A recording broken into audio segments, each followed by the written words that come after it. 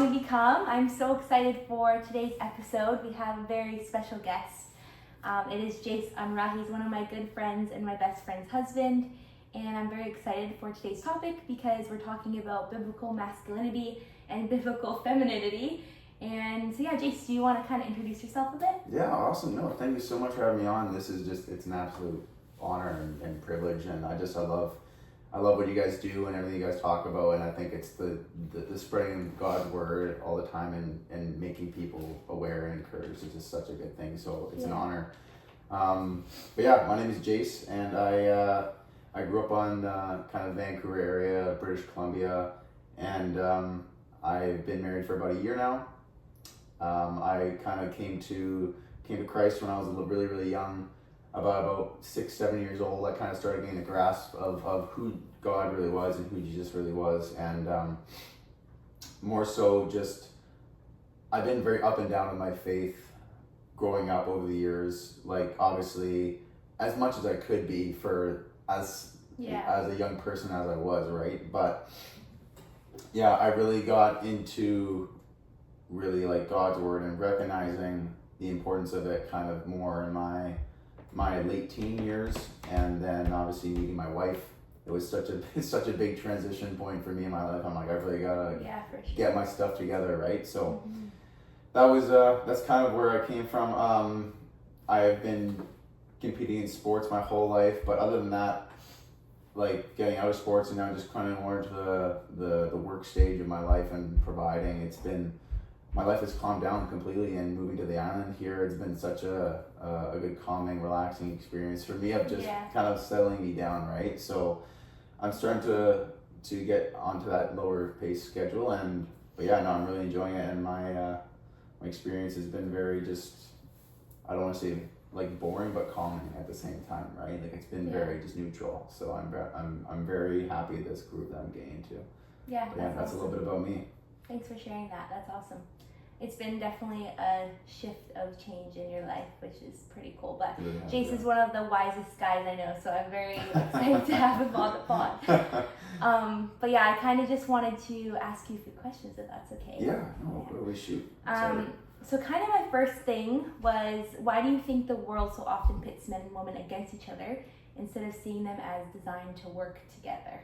Yeah, that's a phenomenal question.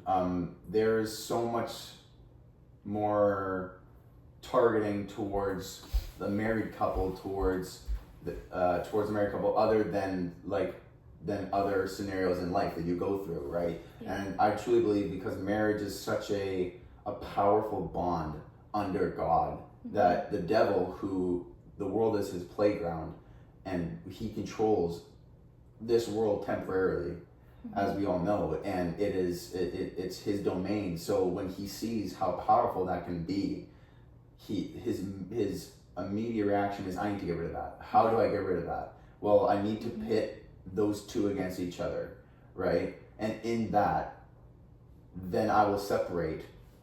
Therefore, that power will be useless against me, right? Speaking as the devil, right, would be in that scenario. But it's more so that men need to understand, and so do women, that when there are kind of more, I want to say, advice from the world, when there's worldly advice that's thrown towards you, you need to be super cautious about how you take that, more not in your heart, but just like what you let into your mindset going into marriage, right? Or going into just your life and how you view it, because the world's going to tell you that you're losing your freedom, you're losing this, you're losing this, you're losing this, right? Like you have to give this up, right? Like all the negatives that appear to just happen out of nowhere, right? When that's totally not true. Like the advantages of marriage trump completely,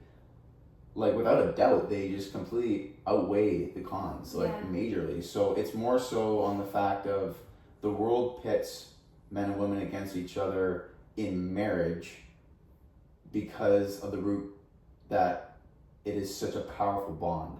That's what I would kind of go back to, is that the bond and the devil needs to worry about that, because it's such an inseparable bond, right? And so powerful that that it affects everyone around us type thing. Speaking as a married man, like it can affect everyone who is just around that group, right? It can really affect people positively. So that's and the kind devil of the hates reason. marriage too. So like if you're getting married, Exactly, he's gonna do everything he can to pit you guys against each other, and that's why so much of the world like has all these negative advice to give people to make them think that like, oh, this isn't right, this is wrong, but it's like, no, this is actually normal, and we should be working together. But yeah, that was really well put. Thanks for saying that. Yeah, no problem. In Genesis 1 verse 27, it talks about how both male and female are created in God's image. So I'll just actually read the verse quickly. For sure. So God created mankind in his own image. In the image of God, he created them. Male and female, he created them. And so I guess my question is kind of, what do you think shows us about God's design for masculinity and femininity? That's a big question. God's design is such a broad thing to cover because specifically because so many things from God we don't even understand, and I believe that truly we weren't as humans meant to understand why God created men and women so differently. I think we find that out as we go on in life, right? Like it's something that like no one will truly ever fully understand, but we can get a grasp and kind of a concept of how the qualities of one another works in marriage. But more so, the reason why God created men and women to complement each other so much is because obviously in the beginning of creation, when everything was perfect, right, Eve was meant to be a helper of Adam. Like it says in Genesis, like he created a helper for man, right? And the world takes that word helper and puts it as like a slave, right? Or the woman who is constantly just having to be like weight hand and foot over the man because it's all for like just the man serve him. Which is taking away so much context versus like that's said rest in the Bible. Like the world will take pics of the Bible, take it out of context, and take it so out of context and just and completely ignore everything else that it says, right? And the big one being that it is the design that you as a woman need to understand that this is your natural role, and it's been such a funny thing because I think about it every time. I'm like, when I think about that God created a helper for man, I'm like, thank goodness he did, because we need help like a lot of the time. Like I truly believe men need that. Like, and that is just like we weren't meant to be by ourselves like forever. Well, it says like men should not be alone. Exactly, men shouldn't be alone. Like it's such a huge part to have that womanly touch in your marriage of the servant, but also just like the helper. Like help means that like you're making things better. Doesn't mean that you're just completely serving without any gratitude and anything. A good man, a good leader will understand that this role that she's taking on needs to not go underlooked, and will gratify her for that, and will give her praise and help and lift her up in that role, right? Rather than keep her down, right? Because he's scared that she'll rise to his equal. When in reality we're both equal under God's eyes, right? Sure. But in terms of roles in the marriage, she is the helper. Doesn't mean that it's down here. They're different, but they're equally as important. Exactly. And you need both of them for a marriage. You do, 100%. And that's the way God, that's the image that I feel like God really put in this context, that men are the provider, we are the protector, and we need to have the women. We need the woman. Don't think that we don't need these women. And type women thing. Need men for in marriage to play the role. Exactly. And if you're just helping, like that's what the world wants, is for the woman to just help herself, right? And to just look out for herself and the only, right? And that takes her away from that role that God created the first woman to do, right? The woman, that's what he made this woman to do. So it's been understanding that image, but also understanding my role is and we'll dive into it more, is just how like more it complements. It's such a like every day I see it, it's just wow, like without my wife there would be like chaos in my life, that I wouldn't even be where I am. I'd be in such a low place in my life because I need that person to provide for, to protect, and I need that helper in my life. So no, that's really good. Yeah, thanks for sharing that, Jace. I guess because you're touching on how the women's are like, they're the helper, and you know, Eve came on to be the helper of Adam, and she was his missing rib. What is like, when we're talking about biblical masculinity, what do you think is like, what do you think that actually looks like according to the Bible? Like, what is a man's role in a marriage per se, and why do you think a lot of women can take it as like, oh, that means he's controlling, or he's the dominance, or but it's meaning he's like the leader? Like, what is your perspective on that? That's a phenomenal question. I believe truly that, so going over the kind of more the roles of what the man needs to do, the main ones, at least the core traits that a man needs to do to be that husband, right? Be that biblical masculine husband, is provide.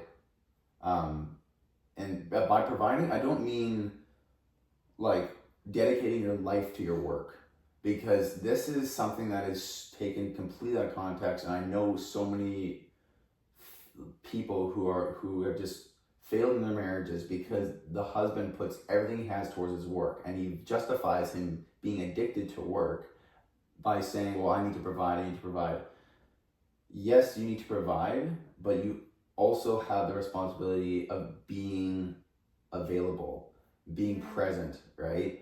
There's the value of presence, and just the ministry of presence is so major, especially in husbands and in fathers, like in the long run. It's so beneficial to not just like, let's say if we were to have kids, but it's huge for Aimee. It's huge for my wife, right? Like, it's like I need to be there for her, for my family, for everyone in my life. Like, I need to be there for that person. So I need to find that balance. And when I mean provide, I mean that there has to be room for nurturing with the wife. Like, she needs to be able to nurture, right? So she can't nurture and take care of the home and take care of the family if I need her to provide. So, and that just separates that role. So there's the balance of finding, providing, and being just a complete workaholic. And then there's protecting. Protecting is just a humongous aspect to it, especially since this world is full of a lot of evil, unfortunately. And a lot of people who will harm you and will harm your family. And it's a major part of a man's job to not be a danger to anybody, but to have that ability to stop a threat, right? Or to have that almost protective instinct and to keep his family out, and just keep his loved ones out of harm's situation. If you know what I'm saying.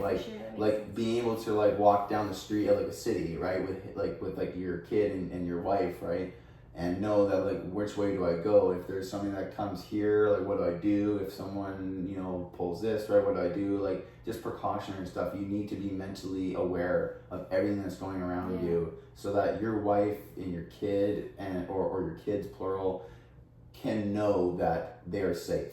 They are protected. My dad is here. My father is here. My wife, not my wife, my husband. Right. So there's a protection, and then also it's the knowledge of being a husband. You need to understand what the gospel says on being a husband. And if you don't study that, you will lose sight of what your role will be in terms of when situations do arise that you don't know how to handle it, and you just become confused and rash and emotional, because it's frustrating not knowing as a man what to do in certain scenarios, that it can be very hard not knowing what does the Bible want me to do, what does God want me to do in this scenario? Yeah. And when you kind of unplug yourself from that knowledge, you rely on what the world tells you, because you got to get your knowledge from somewhere. You can't just make up your own knowledge, right? That's just illusion. So that's when I feel like truly when we stop reading the Bible as men and as husbands,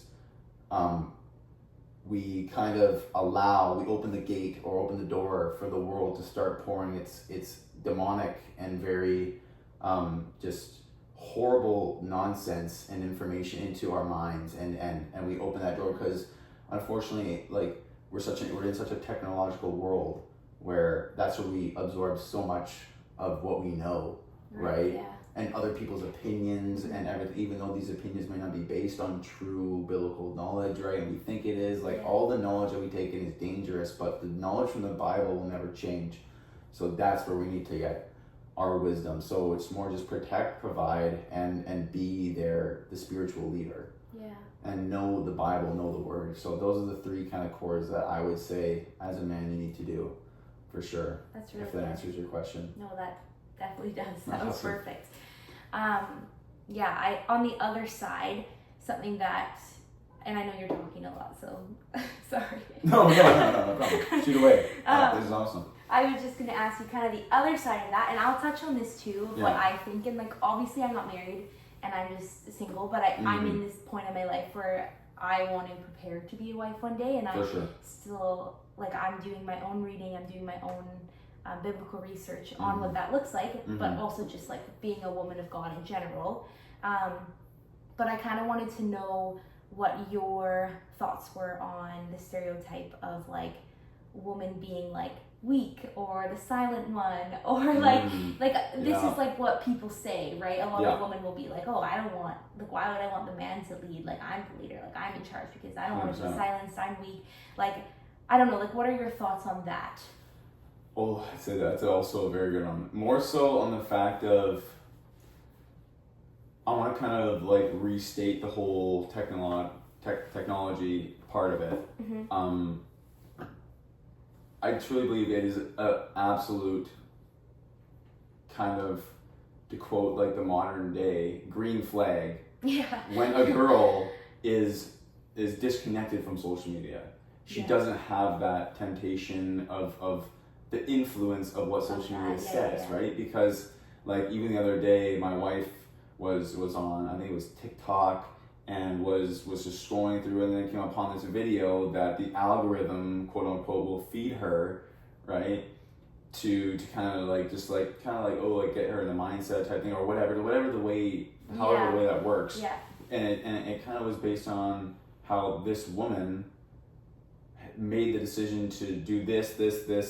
Her husband, and she quoted how good of a husband she had because he followed her, he listened to her, he did this, like, he didn't question her, he didn't, and when I think of this, I just think of, not to be like more insulting, but more just kind of like wow, what a like a spineless man that is, because he doesn't have any sort of knowledge of what it actually means to be in a healthy marriage, right? And obviously this poor woman has been directed and influenced horribly by the circumstances around her, by people around her, to believe that she needs to make all those decisions. And the reason why I think she needs to make all those decisions is because the world and people around us, like the feminist movements and the feminists out there, will say that your independence is taken away when you get married, right? So keep that independence and guide with that independence,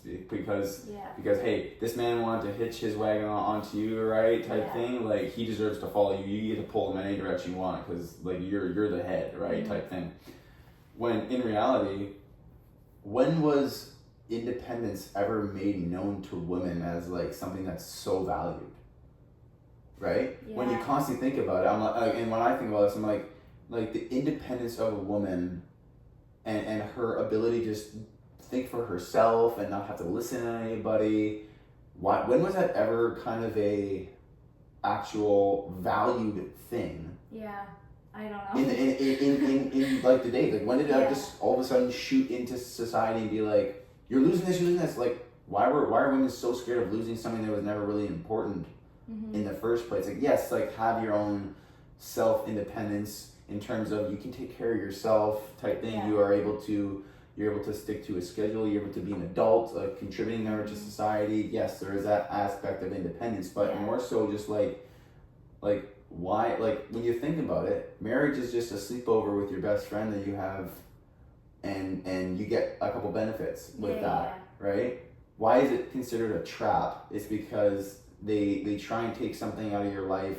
And the society twists it and makes you think you're gonna lose it. But like, when was independence ever like a critical thing that you had to keep?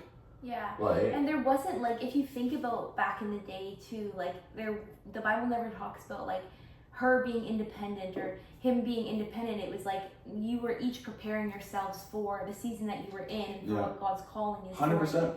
So like, even if you're single right now and you're independent, quote unquote, you're technically not independent because you should be. God's always with you and you're growing your relationship with God, so you're never independent. You're never fully independent. No. Exactly. And so it's like you should never be like, oh, I'm getting this taken away, but you've never had it in the start. Exactly. And that's how Satan uses so much of an influence tool as social media can be, because he can take something of no value and makes it seem like it's the most valuable thing to a world of people who crave followers, who crave likes, all this attention, right?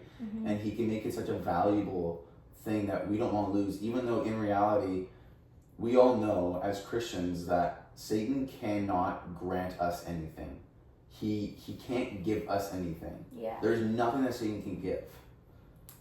Satan can only lie and deceive. That is his only gift that he can do, and unfortunately so many women are just lied and deceived to, and it's not so much of an enraging thing for men nowadays. It's more just like, I look at it and I'm like, that's just sad, because they don't know any better. They don't understand what's been going on, or what to think anymore, because no one is guiding them or leading them, because they've completely abandoned, first of all, their God, who wants to help guide her and lead her. Like, he is the first leader who she will ever kind of submit herself to. Right? Right? And the man submits to God. So she is still, the entire time she's under the cloud of God, or under the leadership of God, but it's just through a different filter when she gets married. So that's kind of what I would say on that, is more just like the influence of social media and how they made independence such a valued thing, even though it never was valued before. That's really So yeah, that's kind of what I would say on that topic. That's really good. Something that I just want to say too is, first off, like, even just from what Jace has said, like what you said is crazy to think about. Like, you guys, women should be listening to how much of a role that men have, because you guys have so much pressure. Like, we are actually blessed to not have so much so much things to worry about and to do as a woman in a marriage with a man. Like, God has literally like crowned us as his like princesses to be like, you know, you don't have to worry about this when you get married. Like, I'm so happy that like I don't have to be the leader and I don't have to be in charge, and you know, my husband can make those decisions for me in the future, right? Like, that is a blessing. Like, each role is so unique, and like as women, our role to nurture and to take care of the house, and to like, I know this sounds like, I don't know what the word is, super like, old fashioned. But like to like cook and clean and whatever, outdated. But like, it's actually such a beautiful thing, and I don't think women see it as that, because to them it's like, oh, I'm just a slave. Like, why would I want to stay home and cook for my husband or clean? And I'm not saying that's all you do, but like, if you view it that way and you view it in a negative way, that's how you're going to see it. But instead of viewing it as like, no, this is a beautiful thing. I don't have to work. I get to stay home, take care of a family, love my husband well. Like, it is so empowering, and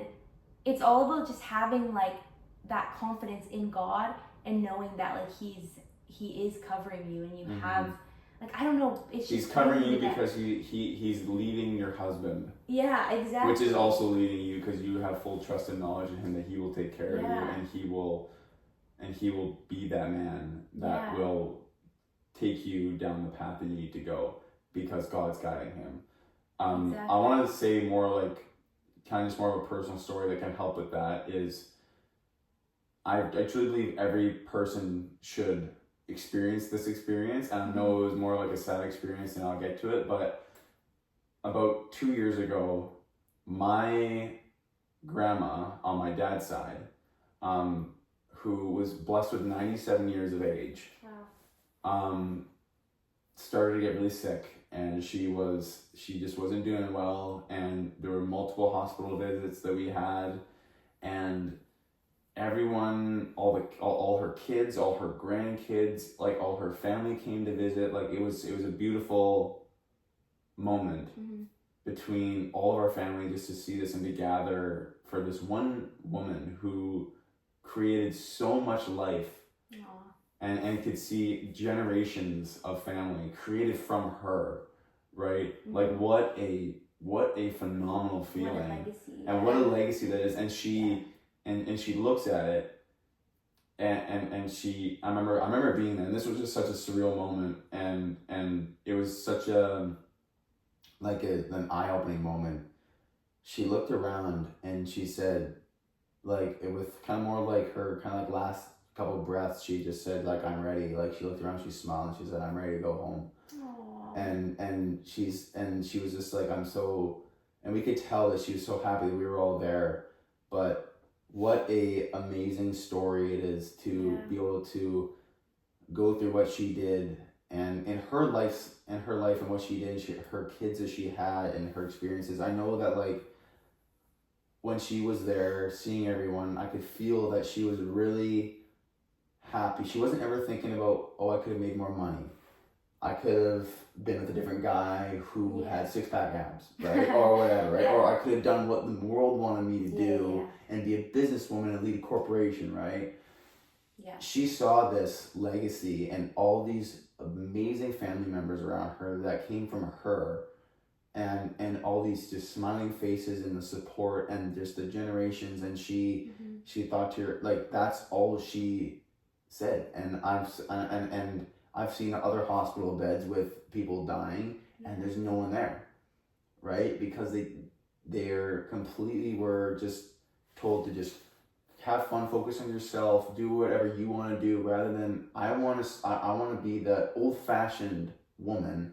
I want to have a bunch of kids. I want to make mistakes. I want to get married early. I want to be a housewife. I want to provide. I want to have a garden. Like, I want to do all the, this type of stuff. Yeah.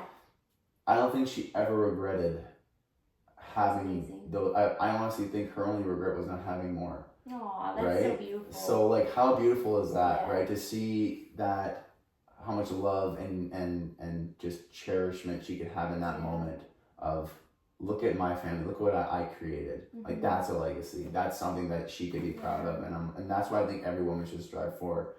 If they have the ability, have as many kids as you can, get married to an awesome guy, and just live that old-fashioned Christian life that you can, right? Yeah, that's so because beautiful. what a gratifying way to go, right? And she was ready, and she's like, I have no regrets. Aw, thanks for sharing that, Jace. Yeah, that's so nice. For sure. I feel like it also just shows, like, when you understand the unique mission that each person has in a marriage, you can, like, have such a beautiful life.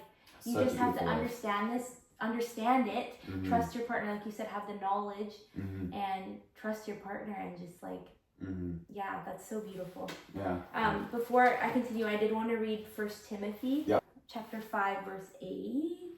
For sure. It says, anyone who does not provide for their relatives, and especially for their own household, has denied the faith and is worse than an unbeliever. I feel like that's so good, because it kind of ties everything together. Like, it doesn't just say a man who does not provide for their relatives or do what they're told to do in the Bible. It says anyone, so husband and wife, who does not do what their mission is and their role is that God provided, is actually denying faith and is worse than an unbeliever. It is so powerful. The responsibility that you take on when you become a spouse is so more misplaced in the world. It's more of like, oh, it's a fun time, go explore, go adventure, right? Spend like live while you still can before you have kids. That's kind of the stage that me and my wife are in right now. People are telling us, don't have kids yet. Don't kind of anchor yourself down anywhere. Like, go experience the world with each other, go do this, and like, I'm like, I can say yes, for sure, that would be fun, right? But is that what God meant for marriage to be? I understand we're in a completely different era and generation than we were in biblical times, but I truly believe that the more we stick with the Bible's words and wisdom, the happier life we'll live in the long run. So, more so, we can't neglect our responsibilities as husbands and wives, not to just each other, but to our future, just because the world tries to create a sense of urgency that we will never experience this again. Right? What if what the world is telling you to experience isn't worth it? Isn't what actually will give you gratification and actually will give you joy, but rather the things that it doesn't want you to do, the world doesn't want you to do. What if that is actually what is really what you're meant to do with your life? And that's where you find the purpose. That's where you find the joy. Right? Because that's what God made for you, right? And it's so crazy to think about, like, the term old-fashioned, right? We talk about the Bible and how much it's been translated differently throughout the world, right? And throughout just the history of man. Times never change. I don't think marriage should change in terms of the roles or traditions or what they or how they operate, because it's all in the Word. Right? It's all there. It's not like it's just gone and we can't find the information, so we have to kind of create new rules and new traditions. It's always there for us.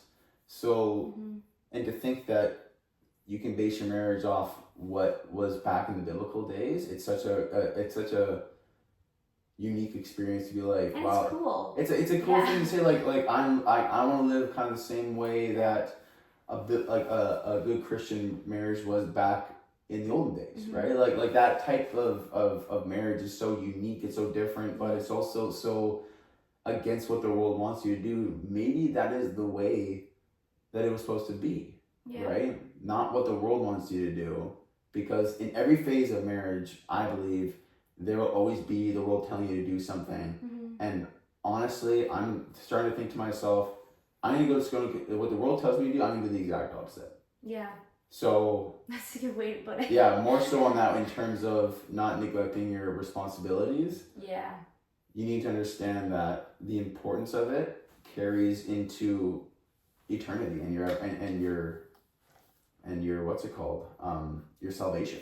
It can, for sure. So don't ever think that marriage is just a fun little adventure that only is there to bring you joy. No, it's there to affect others around you. It's there to light a spark somewhere wherever God wants you to be. You're supposed to grow closer to God together. 100%. That's a good way to put it. For sure. Sorry. I was just going to ask you a question. What do you think? Why do you think it's so difficult nowadays for a woman when she does get married to find her biblical role, in terms of why is that art missing? Oh, that's a good question. Because it is sorry to interrupt, but there is an art to being a nurturing wife and housekeeper, right? 100%. But and those kind of skills and attributes, I feel like girls are just so focused on the way they look and their popularness and all that type of stuff that they're losing valuable skills that they need to develop. They're losing their unique purpose. 100%. Honestly, I think a lot of it has to do with what you said before, like social media, society, what the world tells you. I think a lot of the time we can be so hyper-focused on what other people are doing around us. Like, you see other married couples, you see other wives acting this way, then you're like, oh, like, I'm gonna act the same way. Like, just the influences that people have around you. And I think if you don't have a good community or good people around you to be proper, like, influences for you, or what's the word I'm trying to say, like people that like are you go to for help. What's the word I'm trying to think? Mentor. Yeah, mentors Yeah. for you. Then I feel like that can make your marriage a lot difficult. I think when you're starting young in a marriage, it's good to have a mentor. It's good to have a marriage of people that are older than you, wiser, to help you and lead both of you to understand your roles. Also, that's what premarital is for. For sure. But yeah. I think it's just hard because one, if a husband doesn't know his role, that affects the wife. For sure.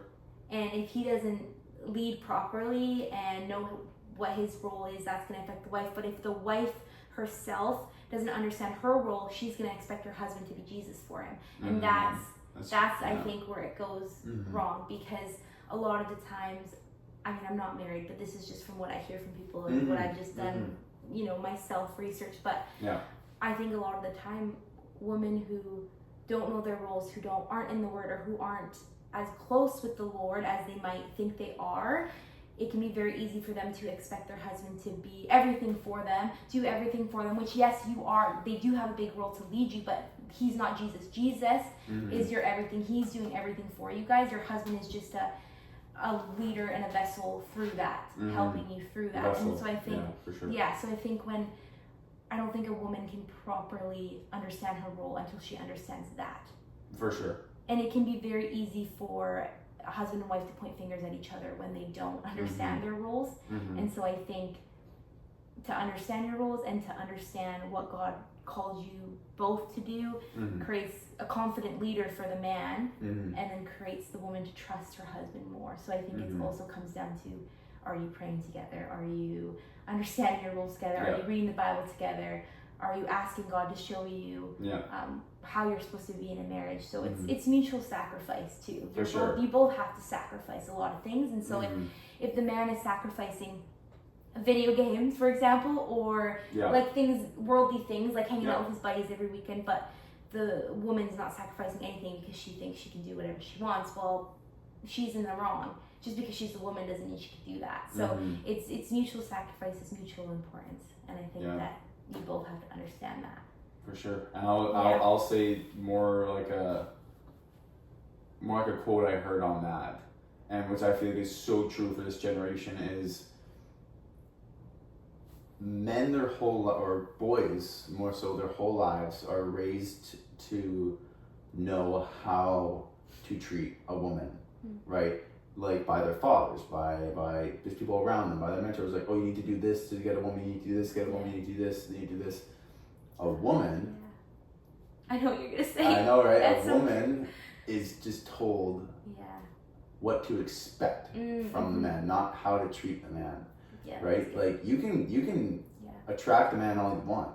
It's how do you keep that man? How do you actually maintain? Because you won't be able to maintain anything unless you know what you need to do in your roles as much as your husband's roles, right? So that is so true. The men have you have a lot of pressure. Guys have a lot of pressure growing up because they are the leader, they are the man, they are going to be a head of household one day, and you are told how to treat a woman or how to treat a lady, you know, how to ask her out, all these things that we just expect, like, oh, it's his job, like I don't have to do anything. But then it's like we're not told, okay, how do we make him feel loved? How do we make him feel confident? If we keep undermining him, he's not going to be able to lead well or feel confident. So it's like, how do we treat him in the best way possible for him to feel also loved and nurtured? Because I do think that's why God also created Eve and created woman, was that he knew that men needed that extra love. They need to be complimented once in a while and feel loved, and they need to know that they're doing a good job. And I think that's also where the helper comes into play. It's not just helping around the house, or it's not just like serving food or whatever. It's helping his mental state improve and helping him grow in his faith, helping him grow in his work, and because when you have a woman behind you who's constantly encouraging and helping you, you feel like you're just unstoppable as a man. So. And I think a lot of this is just reminding me a lot of marriages that I know. A lot of the times, like if the husband's working, providing, and the mom or the wife is staying at home with the kids, she can sometimes feel like, oh, he doesn't do anything, he doesn't help with the kids, he's always, obviously there's good to have a balance, but also the wife doesn't realize that, like, you saying that, think of how much that hurts the husband who's providing, who's giving you the money to be able to cook at home, to be able to raise your kids and put your kids in sports. Like, if you're not working and your husband's doing that, you need to be thanking him every single day for going hard at work every day for your family. And I think a lot of the time women can forget that when they're sick of the kids or the kids are being bad and all this stuff is happening. When you have hard days like that, it's so easy to forget to thank him and to point fingers and to be like, why aren't you home? But it's like, think about your roles and think about how each of you are doing something so important. And if you just understood that, you're a team at the end of the day. Yeah, exactly. And so if there's a problem, you need to work together to find a solution rather than to point one another and say that you're the problem. So no, I 100% agree on that. I think it's great. So I guess since we're on this topic, how do you think that we should practically empower each other? Like, how should a man empower a woman? How should a woman empower a man? Like husband and wife. For sure. That's a great way. In terms of man empowering the woman, I feel it's very dependent on the personality of the of the wife, because she can have certain personality traits that hint to her being more of an acts of service type of love language or gifts or certain. So you got to be able to, as a man, adapt to her love language and take on that as that's how I'm gonna make her feel appreciated. But also, as a man, it's super important to continue, and I'll say this to any person I meet. There is so many people out there who'll say, oh, it's just a honeymoon phase. Oh, it's just a honeymoon phase. I don't believe in, quote unquote, the honeymoon phase. It is so a worldly phrase, in my opinion, that I'm just like, I can't stand it.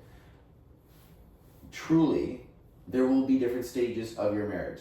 100% understandable. I'm not ignorant to that fact. What I don't understand is why the husband and the wife, why do you stop flirting with each other?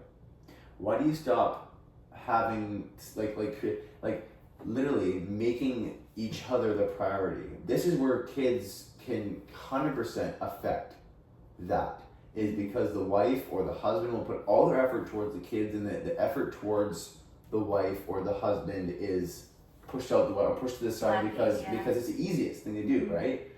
Rather than making time for each other. Like men, husbands, you need to continue to flirt with your wife. You need to take her on dates. You need to pamper her. You need to make her feel special. Like sure, it sounds shallow in terms of you just spoil her, but like, this is the universal love language for all women. When she feels like she is the princess at the ball, and she is important, and she is loved, and she knows that not only are you providing for her, but you're coming home and you're making her your priority.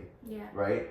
Like there is so much around that could happen. Like, I want to come home after a long day at the office, sitting down all day. I just want to go to the gym. I just want to work. I want to take care of myself. I feel lazy, but whatever. No. I need to spend time with my wife. I need to hug her. I need to hold her. I need to chat with her. She wants to talk to me about her day, right? I want to talk to her about my day. Like, don't lose that flirtatious date period. And this always comes with people being lazy at the end of the day, and it's unfortunate, but men become lazy when they have to be in a position of marriage where they have to provide because they see the word provision and that's all they have to do. That's not true at all. How do you maintain your relationship? Like, you need to put the same level of intention towards the nowadays, the present, as exactly the same as you did when you guys were dating. Like, if not more, right? Make it more special. Find new things to do. Like, continue to enjoy each other's hobbies, right? Like, don't lose that dating phase. I want to call it the dating phase. I don't like calling it the honeymoon phase, but don't lose the dating phase, right? Continue to flirt with each other. Continue to make each other feel, sexy or appreciated or loved, right? Like, just all this stuff. Bring her flowers, right? Like, romanticize her. Like, it may not be your personality. Empower her, basically. It may not be your personality, and I completely understand this as a guy. it may be uncomfortable to you to show that level of romance to your spouse or your wife or whatever, because it's just not you. Mm-hmm. But sorry if I'm saying this, it's not about you, husband. It's about your wife. That's who it's about right now. And for your wife, it's not about her, it's about the husband. Yeah. She will do the same back to You you. both have to be equally selfless. Exactly. Yeah. That's where the selfless comes into play. Don't just because you're uncomfortable with it and not put in the effort. Yeah. So that's where I think, to answer your question and why we lose so much of that chemistry between each other, is because you're not putting that intention towards that flirtatious period and that more spark. Like, you're letting it just die out rather than fanning the flame, right? And letting the fire grow into something beautiful, right? So Yeah. yeah. Oh, that's really good. And you think, like, with wives empowering Yes, sorry. Wives empowering husbands. More so, it's letting him know how valued what he does for you is. Mm-hmm. It's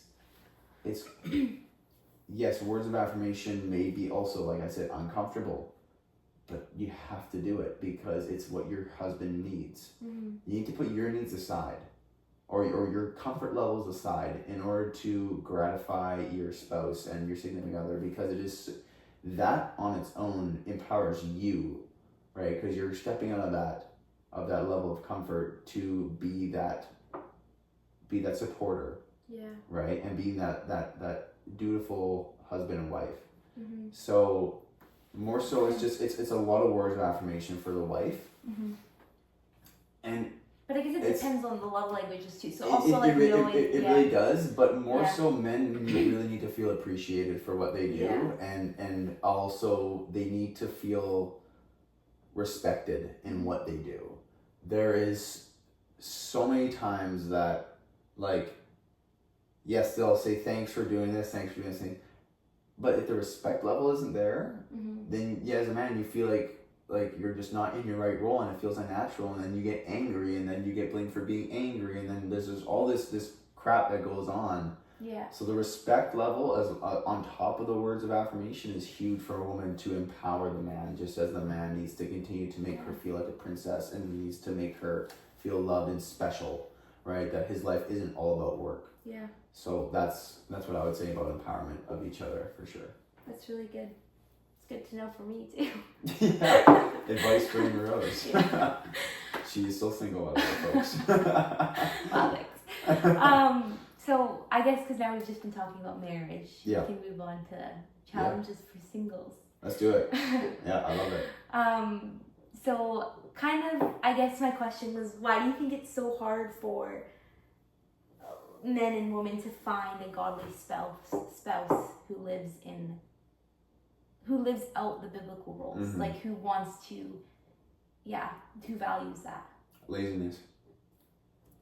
Yeah. Men's laziness, 100%. It is very difficult for women to respect, but also feel feminine around a man who isn't that role of masculinity, of biblical masculinity, right? Yeah. So when I'm talking about laziness, I'm talking about the men who are spending hours playing video games. They are destroying their body by putting horrible food inside, right? They aren't taking care of themselves. They're not practicing discipline. Like, men who are desired by a woman who wants a husband is addicted to discipline. And I know addiction is never a good thing, but I feel like addiction to discipline as a man is very important, because you become addicted to being the best version of yourself, for not just yourself, but for someone else. Yeah. That's as selfless, I think, as you can get as a man in terms of a mindset. Mm-hmm.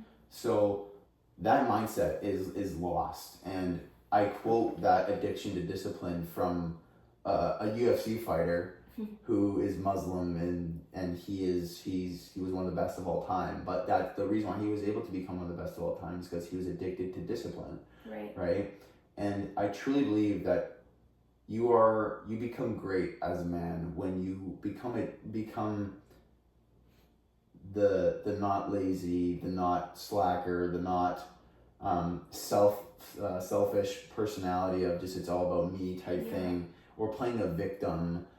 You become great when you adopt that discipline mindset. So as a man, you need to 100% adopt that trait or some of those qualities in order to become appealing to the woman. Because as much as I want to say, and I'll leave this answer off kind of like with a question towards you, would be, as much as women need a good personality from a man, like he may read his Bible, may know a lot about being a good husband, a good father, a good follower of Christ. He may know all this stuff, but if he can't take care of himself, health wise, but also mentally wise, and just practice wise, habit wise, if he can't take care of himself and bring his life together, right? And become a leader to himself, how can a woman see that and be like, I fully believe and trust that how can a woman trust that she will be led by that man? So more leading now towards a question towards you, why do women so many times, as I see this, and this it's so like frustrating, because more so I just feel frustrated for the woman. Like, I just feel bad for her, because I see the most just amazing personality of a girl who is just so beautiful in the way she looks, but also just in her personality, and she just has got so much going for her, and she ends up with this guy who doesn't take care of himself, who doesn't, have the I don't want to say complete looks, right? But looks is very important in marriage, and I want to touch base on that later, but I'll say quickly, looks help drive physical attraction majorly, which is a major part of marriage. Like, when people dismiss that, and like how women say, well, he's got a great personality, but like he doesn't look very good. That just shows me that, or that just shows people, I feel like, in my opinion, that just shows that you just gave up on looking for the right man, because you need to have that attraction. It's huge. That's why when I say with the flirting thing and keeping that spark alive between a marriage and empowerment, like, there has to be that attraction both ways. You can't be like, I think he's okay, but I love his personality. That's just a friend. At the end of the day, that's just a guy who's great for advice, a good friend to hang around with. But you don't, like, there has to be that intimacy between one another, and I think it's almost impossible to generate an intimacy when you're not attracted to the person, actually legitimately attracted to the person. So why do women degrade themselves so much for that man who we all know they could do better, or we all know he can do better 100%, we all know that, but she could also do better as well. Why does she think that she has to stoop down so low to fit that kind of to achieve marriage, or even achieve dating at that point? I think a lot of women honestly just struggle with trusting or waiting for that servant-hearted leader. I think it all comes down to, like, I'm running out of time, I don't have enough time, I just want to date someone, I just want to move on with my life, I don't want to be single anymore. And so I think they jump into relationships that aren't biblically focused, okay? Or like relationships that aren't equally yoked, because they just don't want to wait, or they just feel like almost like they can't do better. And I think a lot of that comes to being insecure and not being confident. There's worldly confidence and there's godly confidence, and a lot of women get them mixed up. And so I think a lot of the time, even if you think that you are confident, a lot of it comes from the world, and so that can lead you into relationships that are based on that instead of based on being confident through God and what God says you should be doing, who God says you should marry, what type of man you should be with. And a lot of that time that gets brushed over because of those worldly feelings, or what people are telling you is okay or normal. Does that make sense? That makes sense. Yeah. More sense for sure. But no, I definitely can see that more side of things for sure. I think it's hard because I feel like so many, like, and you can correct me if I'm wrong, but Yeah. I feel like sometimes men are intimidated by cultural feminism. So, like, Oh, for sure. yeah, like women who feel like they can lead and they're powerful and all this stuff. And so men start to feel intimidated, they start to get shy, they're not as confident enough to go up to a girl and be like, hey, take me out, because they're scared the girl's maybe like, no, like, why would I go out with you? Yeah, for sure. You know what I mean? Like scared of shooting your shot, and being let down, for sure. Scared of that failure aspect, for sure. Yeah, I know exactly what you mean. And it can be definitely hard. But yeah, that's a lot of where the uprising or the upbringing comes into play of a boy to become a man, right? Like especially from a father, like giving him confidence, letting him know how to speak to a woman, right? How to be confident in yourself enough to know that, you know, the right woman will come along, but you need to be able to go out there and you need to be able to find out for yourself, right, as the man. Yeah. So. And there are women that are like that, which is disappointing, but it's true, and so that can cause fear and division. It can, 100%, for sure. Yeah, which does ruin a lot of the, you know,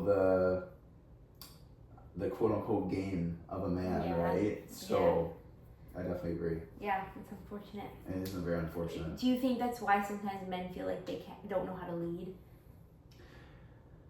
Or do you think that's like different? I think men can get so much fear from when they're with such a confident woman. You know kind of what I'm saying? So they aren't fully confident in themselves, but they're with a woman who's so sure of herself, she's so just outspoken, confident, that it is 100% easier to let the woman take control when she is that personality. Right. Like when she is that controlling, when she is that when she degrades him and kind of makes him feel bad for having his own opinions on something, or makes him feel stupid, right? Or just when she's just so outspoken and confident, he honestly gets comfort in knowing that he's like, you know what, I'm just gonna let you lead. It's easier for me. Right. Because he turns into the wife's role, and he can just switch off his brain. Right. Like, I don't have to worry about it because my wife's got it. Yeah. How bad does that sound, right? Yeah. Like my wife is in control. Don't worry. Yeah. Like it sounds stupid, but I've heard these sentences from men. Like, sorry, my wife decides that. Or my wife does this. My wife does this. What do you do? I'm a stay-at-home dad.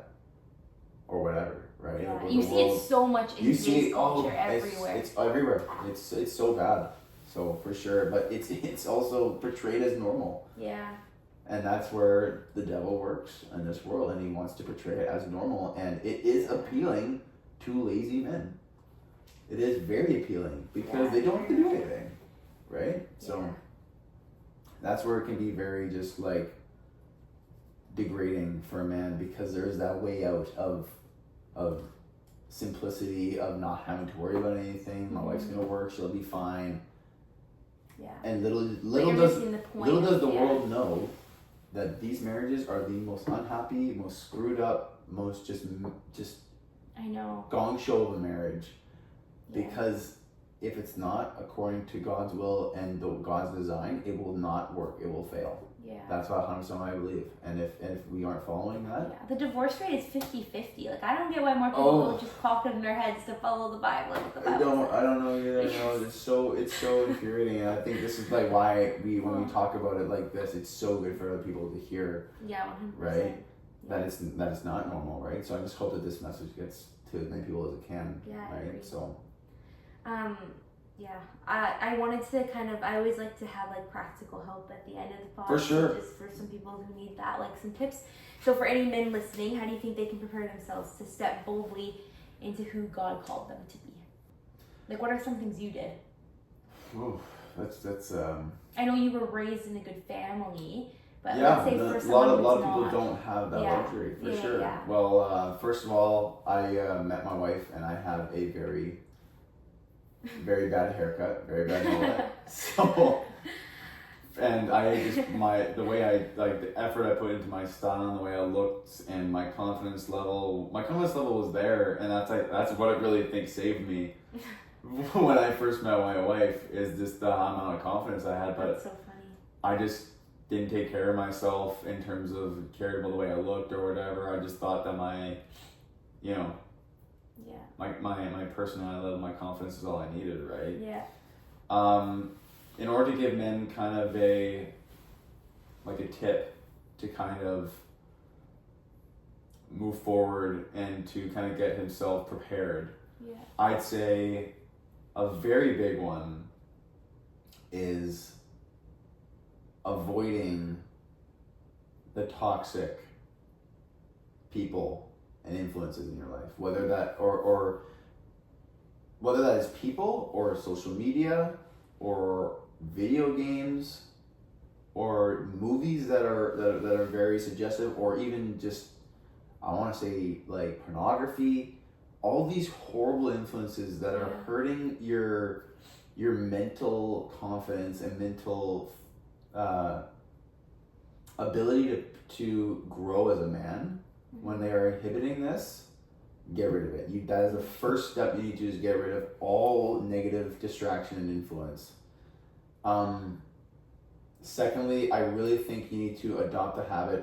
I really think men need to get into the habit of being able to wake up early and be in the providing mindset. So the moment you wake up, how am I gonna prepare my career, but how am I going to prepare myself to be a provider? Yeah. Type thing. When you're sleeping in past like 10, 11 o'clock, when you're just constantly in your bed, eating chips, doing whatever, all these these horrible habits that don't have any production, you feel, as a man, you'll feel the worthlessness, right? Right. So definitely wake up with the mindset of how can I today be a better provider than I was yesterday. That's really good. So even if you don't have anyone in your life, even if it's just you, literally pretending the fact that you have to provide for someone helped me so much have the perspective when I went to work. I'm not doing this just for me. Yeah. I am doing this for my future. How can I kind be of like better be for ready for it? Literally, be ready for it. So that was such a huge mindset change. So get rid of all horrible distractions, horrible habits in your life. Get practical help for addictions. Like There's definitely professional help that is needed. But honestly, it's more shameful if you're too weak to go to that help, rather than to actually swallow your pride and admit that you do need that help. So we'll talk about it probably on a different podcast. Yeah, we might make this into a series, guys. So I'm looking forward to it. But so getting rid of all bad habits, getting into the mindset and perspective of being a provider, and being the man to financially support not just yourself. Thirdly, I'd say you need to read for at least 30 minutes a day, starting habit, and try and make it an hour a day. You need to read. Men who read and take time to sit down and are off your phone, off a screen, men who are able to do that have so much more brain development. They are so much more intellectual. And when I say read the Bible. Read academic books that are on masculinity. One of them being what he needs, what type of man he needs to be to marry my daughter, or what he needs to be to marry my daughter. A book that I got from my now father-in-law. That's a phenomenal book. I forget who the author is. I have to get it. I can link it in there. You should probably link it in. I'll find it and we'll link it in there. But 100% read, There's so many good gain Christian knowledge. books There's out so there. many good Christian books, Yeah. right? But make sure you're reading the right Christian books. Do a lot of Yeah, for sure. do a lot of studying. If it's not surrounding good biblical practices, then obviously stay clear. But the best one to say is just to start is the Bible. Read the Bible. 30 minutes to an hour a day. That is all you need to refresh and recharge your battery as a Christian man. Yeah, to move forward, right? And obviously there's a study plan and everything you can do, but even just popping the book open and just starting reading whatever you want to read is just good for you, right? It doesn't have to be the exact like scheduled lineup of everything you need to read. So there's that, and then on top of all that, be active as a man as much as possible. Be active. Do exercise. Do competitive sports. Be a good role model that way, right? Be just kind of be out there. Put yourself out there, and practice. Do something difficult, right? Like do 100 push-ups in a night. Do something difficult. Do something hard. Do something that's gonna make you sweat, right? Like it feels good. Like that's where a lot of dopamine comes from, other than scrolling, other than drugs, other than drinking, right? This is a complete dopamine thing that I feel like it's a major uprising in today's society, is how much people are adapting the whole gym bro type personality, which I think is a good thing, but we need to make sure that we stay clear a lot from the adoring yourself and worshiping your body, right? So and we could probably talk about that also later too, but those 4 tips. Take care of the temple God gave you. Take care of your temple 100%. And once you start taking care of yourself both through diet and exercise, you will, your mindset changes, your confidence level is just different. You take care of yourself differently. It's just, you feel so much more prepared to meet that woman, right? And you feel so much more confident in the fact that, like, if I was to meet my wife today and it was God's plan, I am ready. Right. So, but you need sooner the better. Like Dwayne Johnson says, one day or day one. Right. Let it be day one. So start as soon as you can, and that's really be ready. So those 4 kind of key. And they sound like big things, but if you do one little habit each day at a time, like you eventually just It's monstrous. It's such a big. And you'll see such a drastic change in your life and everything that comes together, right? But it's only when you start making changes to your life will you start seeing the change. So that's really good. Yeah. I would say for a woman, and obviously I'll just kind of share what I do right now. So I was going to ask for women, like what are some tips that you do to prepare yourself for a future husband, right? Because as we know, it's not, it can't just be all about the man. The woman has to prepare herself somehow for courtship, right? So. Yeah, exactly. I think that the most important thing, and this is, like we've said it 100 times, but obviously reading your Bible and, reading things of like where God talks about, and there's so many amazing women in the Bible. Like there's not obviously there's not tons, but there is a lot of amazing things. Like obviously Proverbs 31 is a classic one. Oh, classic, yeah. But like also you read about Ruth and Mary and Esther and all those girls and each different gifts that God gave them and how they were confident in themselves, and just like understanding who they are, doing a dive deep in the characters, and like praying to have those traits like them, I think is so important. Another thing, like obviously I do, is just like journaling and like just praying down, writing my prayers down to God, asking Him to make me be a better person, help me prepare my heart to be a good wife one day, a good mom. And I think like something to note is that God will prepare your heart if you ask Him. And so at the end of the day, like if you're praying about it and you're working on it and you're staying active and you're, the same things Jace said, like just being healthy, like you have to do all those things. Each person has to do those things. Like we have to take care of ourselves. And so I think if you're doing those things and you're praying about it and you're being practical about like you want to be a good wife, God is going to make you a good wife if you are in that mindset. Yep. But yeah. I 100% agree. Yeah.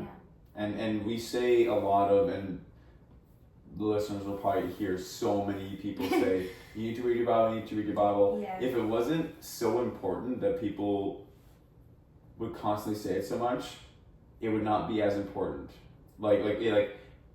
People wouldn't, if it's not that important, people wouldn't say it. But since it is such an important aspect to being a Christian, to being a husband, to be a wife, that is why it says so much. Because there has to be a major level of importance on doing that. Like, I use the metaphor that you are a phone, you are a cell phone, a smartphone. Yeah.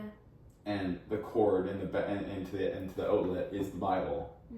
And if you're not plugged into the wall, which is the Word of God, which is your faith, which is your salvation, if you're not plugged into that and feeding that and learning that every single day, like our phone needs battery every single day, like it will die.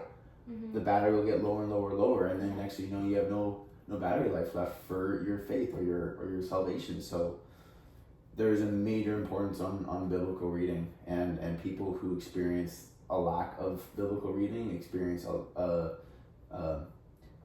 cold spell of their faith, and they're just like, oh, I'm just not passionate about it anymore. It's like, well, you need to get into it. You need to get that discipline back up, because it is 100% of discipline. Like, you need to. It can feel like a chore at first, right? Yeah, I was just gonna say, it can feel, the Bible can seem intimidating a lot. There's a lot of stuff in it, but you have to just go full in and just dive into it and just pray that God will help you understand everything, and ask people for advice. You should be involved in the church. Like, you should have leaders to help you. These are all things you need to be doing throughout your whole life, whether you're single, you're married, whatever it is, you should always whatever have. Stage, for sure. Yeah, and so, like, the moral of it is, like, we always, like it says in the Bible, Jesus is the way, the truth, the life. So we need to be fully dived into the Bible, fully invested into God. And if you want to be a good wife and husband, and you're listening to this, you obviously want to be a good wife and husband, and you're curious about what Jace has to say. So knowing that, like, you need to just dive into it and just take these tips and ask God to help you is just so important. And you had a little metaphor that I wanted you to share about the fence. Yes. So I heard about this from a pastor online who I follow, and it was about, and I want to use this metaphor, being very targeted at a certain amount of people, because I don't feel like a lot of people are very targeted nowadays. When they feel targeted, they play the victim, and they're constantly like, oh, don't talk to me like that, it makes me feel bad. This is supposed to make you feel nervous, feel bad. Like, this is supposed to be convicting. This is supposed to convict and to introduce change, right? When it's needed. So the quote goes like this: a man is unconscious and wakes up, and on one side of his vision is light, and one side of his other vision is dark, and in between the light and dark there is a fence. And the man looks around, and he's sitting on this fence.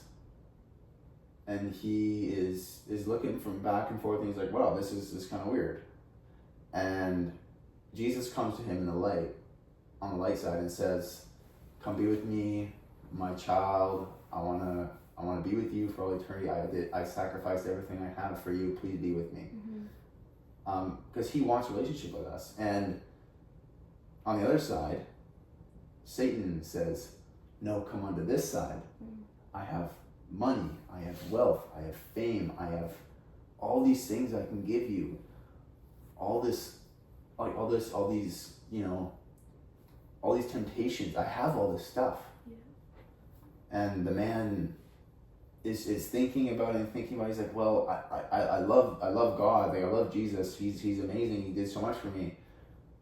But I don't want to give up all this stuff. Like, it's such, like, I love this stuff. Like, I love having all this worldly stuff. On the other side, like, that, like, Satan's gonna give me so much stuff. Like, I kind of want to do both. I don't want to go to either, because I want to have a bit of both. Then all of a sudden the vision goes dark, and he opens his eyes, and he's like, he's standing, all of a sudden right in front of him is Satan, and he looks around saying, "What? Like, where am I? Where's Jesus? Why am I here? I didn't choose you, Satan." And Satan looks at him and says, "You fool, I own the fence." That's crazy. Every time you say it, I'm just like, whoa. So Yeah. that is supposed to be a definite call to people who are trying to live both lives, who want those, both. yeah, especially men who want to, and husbands who want to, enjoy the luxuries of the world while still being a godly husband, right? Yeah. You can't. No, there's even a verse in Corinthians that So, says you can't drink from the cup of the Lord and the cup of the demons too. I don't know the exact reference. Yeah, no, I know exactly what you're saying. Yeah, like they can't be both. It's gotta be one or the other. And the Bible says it so many times. You can't worship both God and money. Yeah. Like there's just like so many times it mentions that, and I think people need to understand like the value of it and how powerful that is. It's not just something like you should brush over and be like, oh, it doesn't matter. Like no, like you could die tomorrow, and it does matter. Like it does matter. Like you said, it could be. What did you say? Day one or one day or day one. Yeah, like that's such a good. Yeah. Mm-hmm. Yeah. Yeah. For sure. No, that's the quote. That's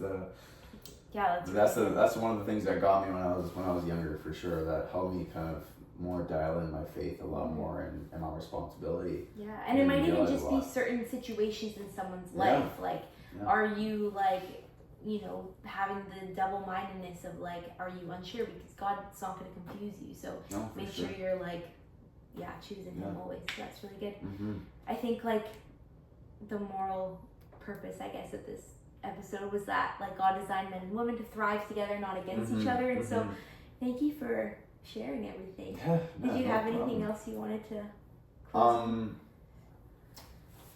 More so for men, because I'll speak on behalf of them.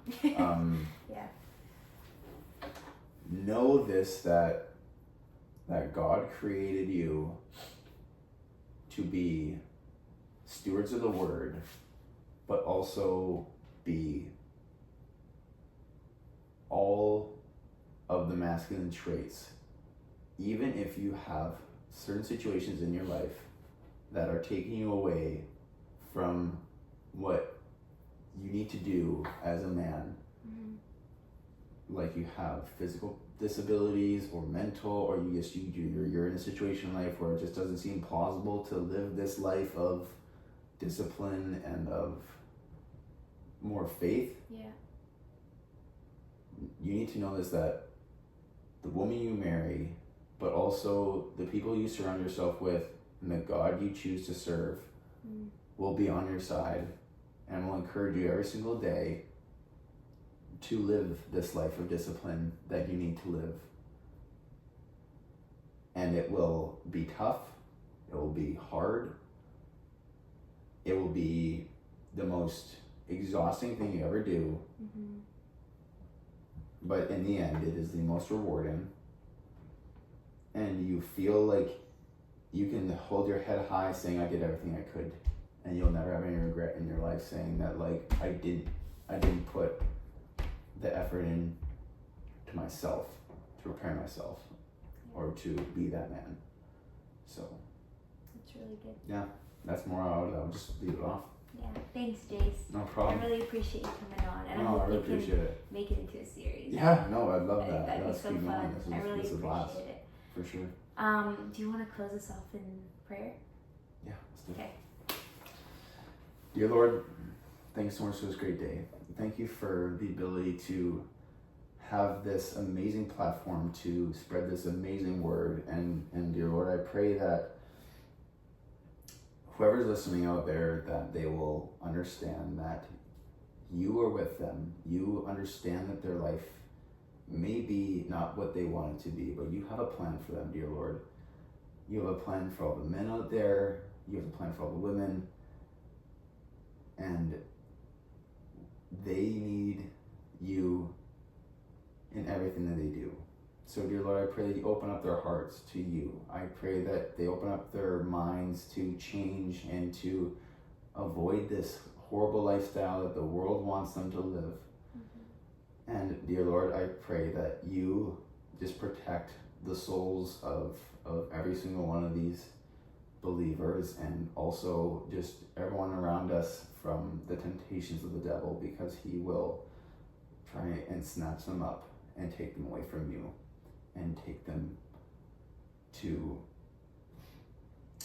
his realm. Dear Lord, I pray that you give us strength every single day.